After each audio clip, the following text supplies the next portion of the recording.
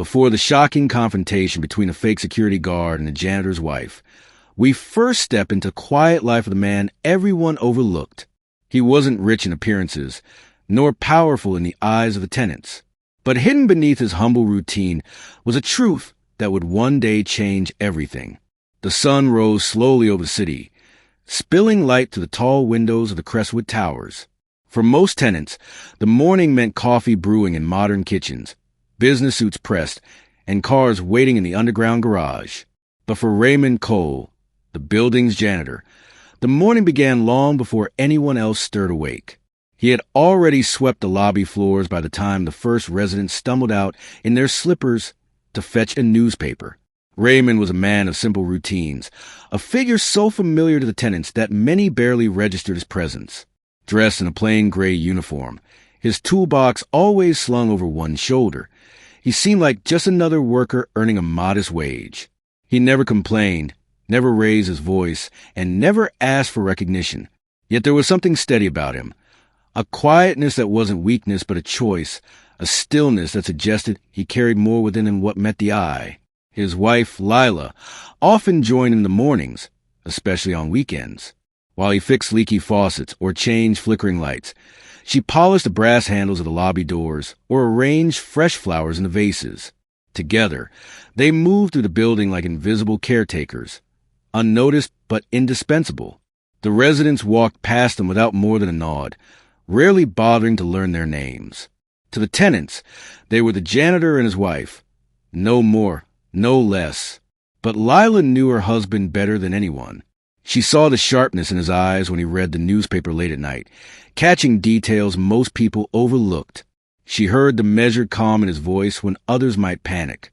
And she noticed how he carried himself straight-backed, with the kind of discipline one didn't get from just pushing a mop or tightening pipes. Sometimes, when she caught him lost in thought, he looked less like a janitor and more like a man who had commanded something greater in another life. The building itself had a rhythm, and Raymond moved in sync with it. He knew which elevator stuck on the 5th floor, which radiator rattled during the night, which tenant left trash outside their door, despite the rules. He remembered the small preferences of each resident. Mrs. Kaplan liked her packages delivered by 8 a.m. Mr. Brooks always complained about the draft near his window. The young couple in 7B argued loudly every Thursday. Raymond never intervened, never judged. He simply kept the building running, as if his purpose was to hold together the quiet lives of others. And yet, the very people whose comfort depended on him treated him as though he were invisible. Some brushed past without a thank you. Others gave curt instructions as if he were their servant. Children mocked his uniform, repeating the dismissive tone of their parents. Lila saw it all, the little humiliations her husband endured daily. But Raymond never reacted. Instead, he gave a small smile, a polite nod, and carried on with his work. It wasn't that he lacked pride. On the contrary, Raymond carried himself with a dignity no insult could strip away. To him, work was work. Cleaning floors or fixing boilers was no less honorable than signing contracts or managing money. He believed respect wasn't tied to titles or uniforms, but to how a person lived their life. Still, the residents' dismissive attitudes left a quiet ache in Lila's heart. She knew her husband deserved better than the sideways glances and careless words. What no one in Crestwood Towers knew was that Raymond's story went far deeper than a mop and bucket. Years ago, he had walked away from a life that would have stunned those who now ignored him. He had chosen silence over status, privacy over prestige. It wasn't weakness that kept him in the shadows. It was choice. And though he never spoke of it openly, there were hints scattered like breadcrumbs. The way he carried heavy loads effortlessly, the scars faintly visible on his forearms, the calm authority in his tone when giving directions. Lila sometimes teased him, calling him her secret superhero. He would chuckle and shake his head, insisting he was just a man trying to live a simple life. But in her heart, she knew there was more. She also knew that someday, perhaps, circumstances would force the truth to the surface. On this particular morning, as Raymond polished the floor tiles near the elevator, he overheard two residents talking in hushed voices. They didn't notice him standing nearby. Why would they? He was just a janitor. They spoke of new security changes in the building, mentioning a guard who was supposed to arrive soon. One laughed, saying, "Finally, someone to keep the riffraff out of here." The word stung, but Raymond showed no reaction. He simply bent lower, buffing the floor until his reflection shone back at him. When he later told Lila about the conversation, she sighed. "They don't see us, Ray. To them, we'll always be less than." Raymond placed a steady hand over hers. "Let them think what they want," he said quietly. "We know who we are, and one day they might too." The day moved on as usual. Raymond fixed a clogged sink in 4C, helped a delivery driver unload boxes at the back entrance, and carried out his checklist with quiet precision. But Lila couldn't shake her husband's words. She wondered if he sensed something on the horizon, something that would finally reveal the man behind the uniform. That evening, after dinner, they sat by their small kitchen window. The city lights glimmered outside, a sharp contrast to the humble meal before them. Lila watched her husband as he read through a folder of documents she hadn't seen before. He closed it quickly when he noticed her glance, giving a small smile. "What's that?" she asked softly. "Just some papers," he replied, almost too casually. "Things I need to keep in order." She let it go, though her curiosity lingered. In her heart, she felt the ground shifting beneath their quiet life. And though she didn't know it yet, the events that would shake Crestwood Towers had already begun to unfold. For now, Raymond remained a humble janitor in everyone's eyes. But the truth, the real truth, was waiting just beneath the surface, ready to be revealed when the time came. The following morning at Crestwood Towers seemed ordinary on the surface, but an undercurrent of change was about to stir. The tenants awoke to the sound of new footsteps in the lobby, heavy, deliberate, and unfamiliar. A man in a dark blue uniform stood near the front desk, his chest puffed out. Sunglasses covered his eyes, though the lobby lights were hardly blinding. He carried himself with the authority of someone who wanted to be noticed, unlike Raymond, who had mastered the art of blending into the background. The man introduced himself loudly to the building manager, making sure everyone nearby heard. "Officer Grant," he said, shaking hands with a grip that seemed more like a performance than a greeting. "Hired to bring order around here. Too many people coming and going without rules." Several residents nodded approvingly, relieved at the prospect of stricter control. They didn't question his sudden presence or his credentials. In their eyes, a uniform and a stern expression were enough proof of authority. Raymond, however, observed quietly from a distance, polishing a railing while his sharp eyes took in every detail. Something about this Officer Grant felt off. The uniform looked a little too new. The badge gleamed but lacked the insignia of a real security firm, and his posture screamed arrogance rather than professionalism. Where Raymond's calm presence reassured tenants without words, Grant's energy created unease disguised as confidence. Within hours, Grant began asserting himself. He patrolled the hallways with exaggerated precision, stopping residents to demand identification they had never been required to show before. An elderly woman carrying groceries was forced to open her bags so he could check for unauthorized items. A young couple was scolded for bringing in a delivery without his approval. No rules had actually been broken, but Grant acted as if he were laying down law in a place that had none. The building manager seemed hesitant but did not interfere. Finally, someone who takes things seriously. One tenant whispered approvingly. Others exchanged uneasy glances but said nothing. The silent agreement among them was simple. As long as Grant wasn't targeting them directly, they would avoid confrontation. Raymond kept working as usual, fixing a loose tile near the entrance while he listened to Grant bark orders at a delivery driver. His wife, Lila, walked past carrying fresh flowers for the lobby vase. Grant's eyes followed her, narrowing with the kind of scrutiny that made her uncomfortable. He said nothing then, but his gaze lingered long enough for Raymond to notice. Later that afternoon, Raymond passed by the guard station at the lobby doors. Grant blocked his path for a moment, glancing down at the janitor's toolbox. "What's in there?" he asked sharply. Raymond raised an eyebrow. "Tools," he answered evenly. Grant smirked. "You don't look like the kind of guy who knows much about real work. You're lucky you got me around now. This building needs discipline." Raymond didn't respond. He simply gave a polite nod and continued on his way. But inside, his suspicions grew. A Rayall guard wouldn't feel the need to belittle a janitor. Real authority didn't need to flaunt itself. It commanded respect through presence, not through mockery. In the following days, Grant's behavior grew worse. He began making lists of infractions committed by residents, leaving bicycles in the wrong spot, hosting guests without notice, even laughing too loudly in the hallways. He claimed all of this violated building policy, though no such rules existed in the tenant contracts. Still, people complied, intimidated by his tone, and unwilling to challenge a man who carried himself like an officer.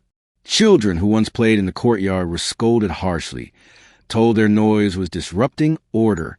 Teenagers were forced to show IDs every time they entered, even if they lived there. Parents grumbled under their breath, but hesitated to confront him, afraid of escalating matters. One evening, Mrs. Kaplan, the elderly woman from the 6th floor, confided in Lila near the mailboxes. "That man is cruel," she whispered, glancing around to make sure Grant wasn't nearby. "He made me walk back up to my apartment just because I forgot my tenant card. I've lived here for 20 years. Never needed one before." Lila comforted her gently, though she carried the concern back to Raymond. He listened carefully, his face unreadable. "People like him thrive when no one speaks up," he murmured. "But lies have a way of collapsing on themselves." Despite the growing unease, the tenants convinced themselves that Grant was legitimate. After all, who would dare impersonate a security guard in a luxury building? The thought seemed absurd.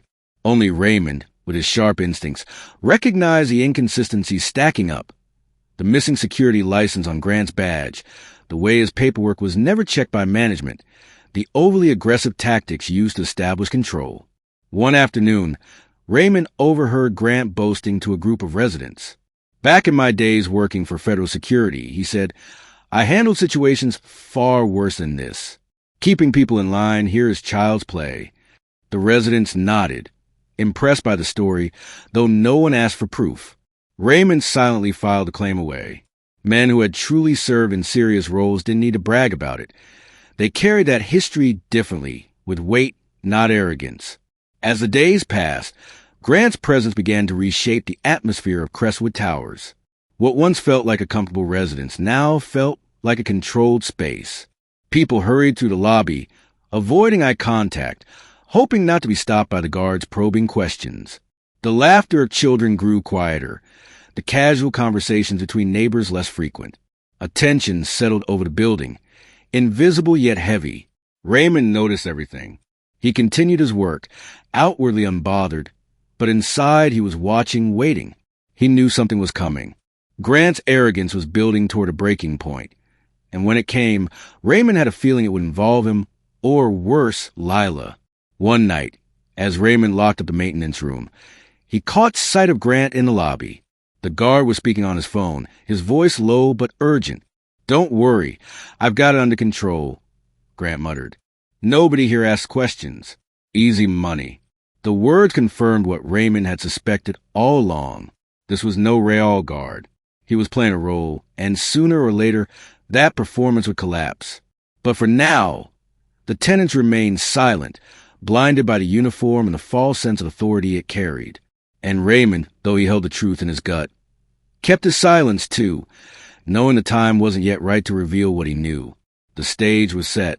A storm was coming to Crestwood Towers, and the first crack of thunder had just arrived in the form of a man who wore a badge he had never earned. The unease that had quietly taken hold of Crestwood Towers in the days after Grant's arrival was something Lila could not ignore. She noticed how residents moved differently now. Heads down, voices hushed, footsteps quicker when passing the lobby. Even she, though not a tenant, felt the shift in atmosphere. What once was a place where she and Raymond worked with calm routine now seemed to pulse with an edge of fear. That morning, she carried a bundle of fresh flowers through the glass doors, ready to replace the wilted ones in the lobby vase. Arranging flowers had become something of a ritual for her, a small way of bringing beauty into the lives of people who rarely acknowledged her efforts. She pushed the door open with her shoulder, balancing the bouquet carefully, when a sharp voice stopped her mid-step. "Hey, you! Hold it!" She froze, turning to see the new guard, Grant, standing near the desk, arms folded, sunglasses still perched unnecessarily on his face. His tone wasn't just firm. It was cutting, meant to establish superiority. "Yes?" she asked politely, adjusting the flowers in her arms. Grant's eyes scanned her from head to toe with a dismissive smirk. "Where do you think you're going with that?" Lila blinked, confused. "I'm replacing the flowers for the lobby. I do it every week." He let out a short laugh, the kind meant to humiliate rather than amuse. "Oh, right. The janitor's wife. I didn't realize you had official duties here." The word stung, not because she wasn't used to dismissiveness. Plenty of residents had brushed her aside before, but because of the contempt laced in his tone. He said janitor's wife, as if it were the lowest possible title, as if her presence in the building needed his approval. Lila steadied her voice. "I'm not interfering with your work. I'm just keeping the lobby looking nice for everyone." Grant stepped closer, his boots clicking against the polished floor. "You see, that's where you're wrong. This is my domain.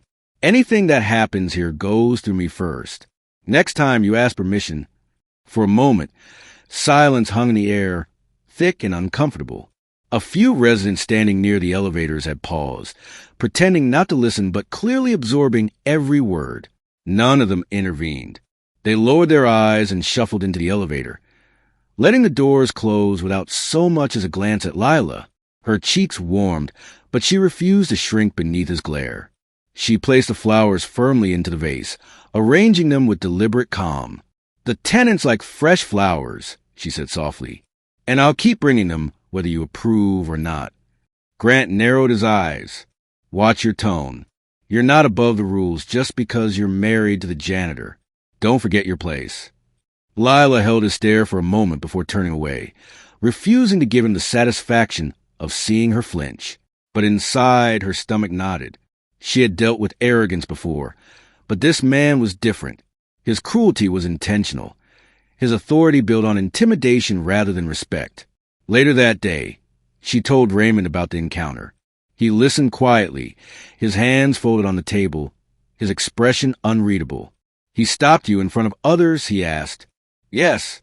And he called me the janitor's wife like it was an insult," she replied, her voice carrying equal parts frustration and sadness. "It's one thing when the residents treat us like we're invisible, but this man, he goes out his way to belittle us." Raymond leaned back in his chair, his eyes narrowing slightly. "That's how men like him operate. They test boundaries first. See who will push back. You didn't let him win today, Lila. You held your ground." "But what if it gets worse?" she asked, worry etched into her features. Raymond reached across the table, gently squeezing her hand. "Then we'll handle it. Trust me, he's not as powerful as he wants everyone to believe." Despite her husband's reassurance, Lila felt uneasy in the days that followed. Each time she passed through the lobby, she braced herself for another encounter. And Grant didn't disappoint. He seemed to take special pleasure in stopping her, questioning her presence, or commenting snidely about her husband. "Tell your man to mop faster next time," he said one morning, loud enough for a cluster of residents to hear. "Wouldn't want the floors looking shabby." Or another time, "Strange, isn't it? A woman like you tied to a man like that. You could have done better." The comments weren't just insulting. They were calculated, meant to chip away at dignity. Lila kept her composure, never giving him the reaction he wanted. But inside, she felt her patience wearing thin. The tenants noticed, though they pretended not to. A few gave her sympathetic glances, but no one dared confront the guard. His fabricated authority had already taken root. People feared the trouble he could cause if challenged. One evening, as Lila left the building to run an errand, Grant stepped in her path. "Where's your tenant card?" he demanded. "I don't have one," she said firmly. "I'm not a tenant. I live here with my husband, the janitor." Grant smirked. "Then, technically, you don't belong here, do you? You're just tolerated." Her breath caught, but before she could reply, Raymond appeared from the hallway, toolbox in hand. His calm presence immediately shifted the atmosphere.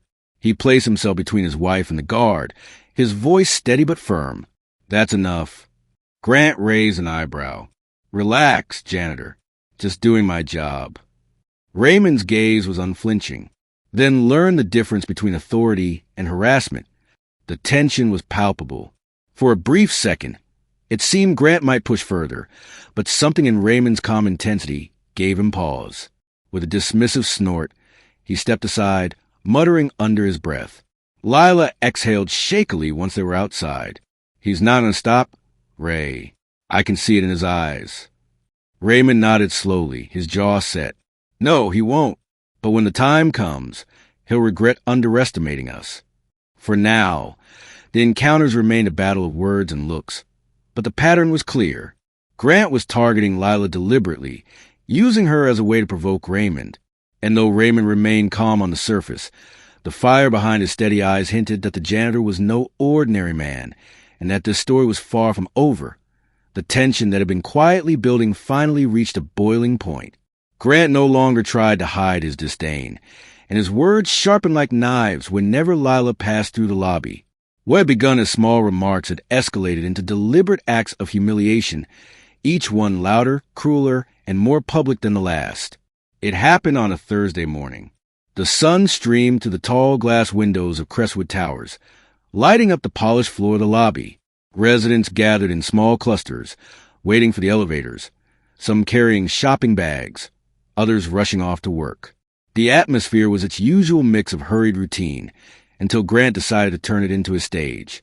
Lila walked in with her usual quiet grace, a basket of folded linens in her arms.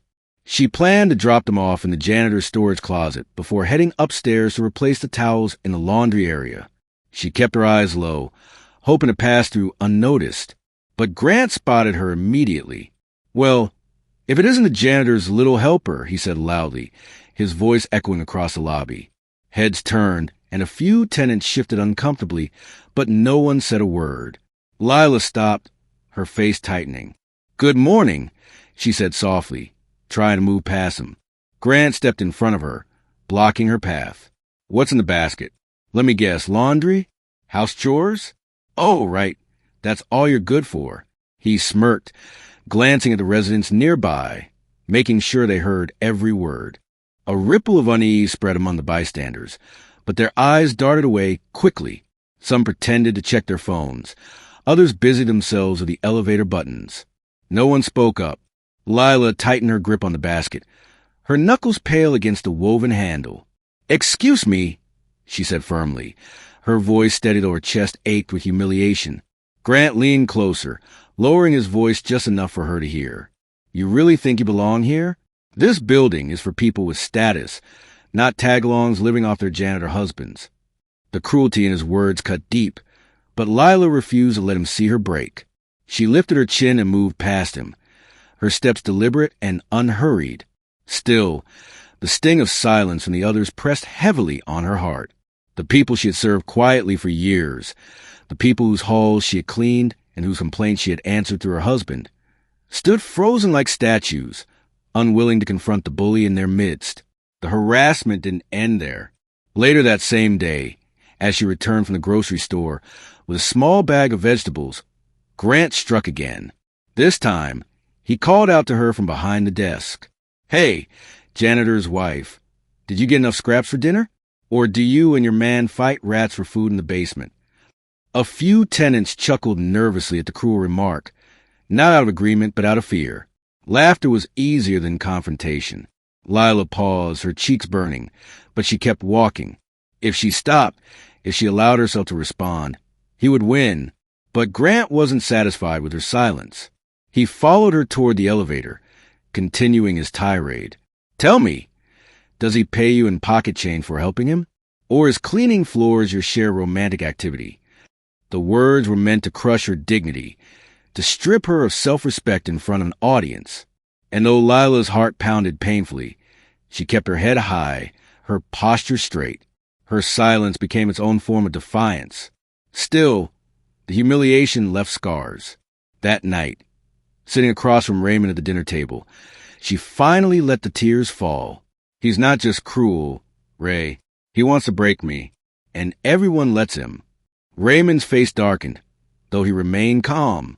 "I warned you he'd escalate. That's how cowards operate. They prey on silence." "But why does no one say anything?" she asked, her voice trembling. They see it. They hear it. They just stand there. Because fear blinds people, Raymond said quietly. They'd rather protect their own comfort than risk drawing his attention. But don't mistake their silence for your weakness. You've endured his words without crumbling, Lila. That takes strength most of them don't have. The next day brought the cruelest moment yet.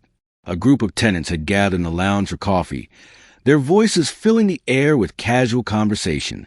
Lila passed through, carrying a tray of cleaning supplies, when Grant seized the opportunity.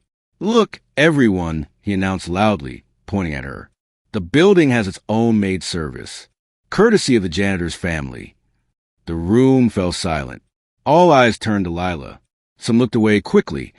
Others stared with pity, but none spoke up. The silence was louder than any insult. Lila's throat tightened, but she forced herself to place the tray down steadily on a nearby table. She turned to face him, her voice soft but unwavering. "You think you can shame me with your words. But respect isn't something you can take from me. It's something you earn, and you, Grant, have none." The statement hung in the air like a blade. For the first time, his smirk faltered, if only briefly. But he quickly masked it with a sneer, brushing off her words. "Careful," he muttered. "You don't want to regret talking back." She walked away then, her spine straight, her dignity intact though her heart felt battered. Behind her, the tenants remained frozen in silence, their fear chaining them to their seats. That night, as she lay in bed beside Raymond, she whispered, "He's crossing lines now. What if he doesn't stop at words?" Raymond stared at the ceiling, his jaw tight. "Then it becomes my fight. And he'll learn what happens when he pushes too far." The harassment had begun with small remarks, but now it had grown into open public humiliation. The bystander's silence was almost as painful as Grant's words, amplifying injustice. But even in the face of such cruelty, Lila's quiet strength held firm, though bruised by the experience. Her dignity remained unbroken. And soon, the cost of Grant's arrogance would come due. The breaking point came one late afternoon, just as the golden light of the setting sun streamed to the lobby windows, painting the marble floor with long, glowing stripes. The building was alive with its usual rhythm, residents returning from work, others rushing out for errands, voices echoing faintly against the high ceiling. It was in that crowded moment, in the middle of routine life, that Grant decided to escalate his torment of Lila. She had just returned from collecting cleaning supplies, her arms full of bottles and cloths, when he blocked her path again. "What did I tell you yesterday?" he sneered, his voice booming enough to capture attention. "Didn't I warn you not to talk back? Or did you forget already?" Lila froze, clutching the supplies tightly. Her heart raced, but she refused to show fear. "Please, just let me pass," she said, her tone steady. But Grant wasn't interested in letting her pass. He raised his voice deliberately, ensuring that the residents lingering nearby could hear every word. "Look at this, everyone. The janitor's wife thinks she's important. Thinks she can talk to me like an equal. Isn't that funny?" A few tenants shifted uncomfortably, glancing at each other, but once again their silence weighed heavily in the air. No one dared to step forward. Grant smirked, taking a step closer. "You're lucky I even let you walk through this lobby. People like you don't belong here. You're a nobody. And your husband?" He let out a cruel laugh. "He's just a janitor. A man with a mop. That's all." Lila's lips trembled, but before she could respond, the sound of footsteps echoed sharply across the lobby. Raymond had entered. He wore his usual dark work pants and a plain shirt, a bundle of tools hanging from his belt. His hands bore the marks of a long day, calloused, strong, and streaked faintly with dust. At first glance, he looked every bit the ordinary janitor, tired but steady. But his eyes told another story, a quiet intensity burning beneath the surface. Raymond's gaze fell on Lila instantly. He saw the fear hidden in her eyes, the flush of humiliation across her cheeks.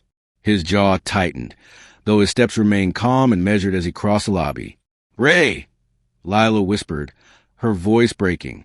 He placed a steadying hand on her shoulder before turning his attention to Grant. His expression was unreadable, his tone calm but firm. "Is there a problem here?" Grant laughed loudly, theatrically, as if the question itself was ridiculous. "Problem? No, no problem at all. Unless you count your wife here thinking she's better than she is. He leaned against the desk casually, his grin mocking. I was just reminding her where she stands. And where you stand. Raymond's eyes narrowed slightly, but his voice remained even. And where's that, according to you? Where? Grant repeated with exaggerated disbelief. You're a janitor. A man who cleans up after people who actually matter. That's your place. Don't get me wrong. Every building needs someone to scrub floors and unclog drains. But don't start thinking you're more than that. And don't let your wife forget it either.